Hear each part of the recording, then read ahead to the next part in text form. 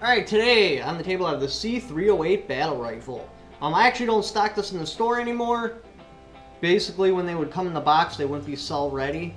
The bolts were locked into place. I had to go like this and then take it, throw it against the ground to get the action to go back, to be able to take this thing apart and clean it.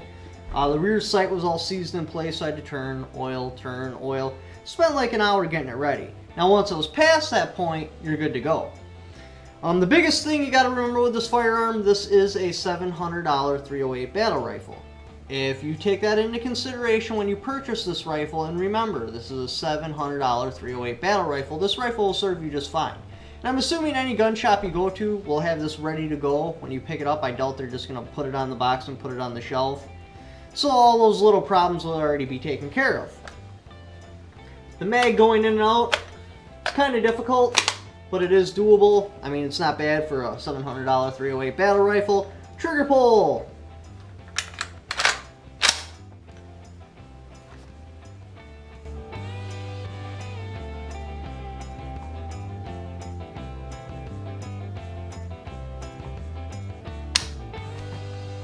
It's horrible, but it's not as bad as you think. I mean, it is decent. The lower is polymer. Basically what happened is Century Arms and PTR got in bed together and made this rifle. This does have a welded on sight rail. Unless you're going to change out the stock, I'd strongly recommend not using this. Basically,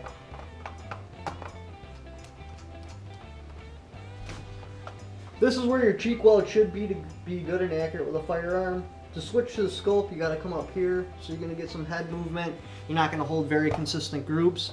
The internet does quote 3 MOA on this rifle. I believe that's just fine for the iron sights. I myself would not put a scope on this rifle. The brake is your standard 5/8 by 24 thread, I believe. If not, I'll put an annotation. So you will be able to switch this out with whatever you want. Now this does have some pretty heavy competitive options. You spend like, $100 more, you can start to get into like a DPMS, LR308, I think Palmetto also offers a 308 right in that price range.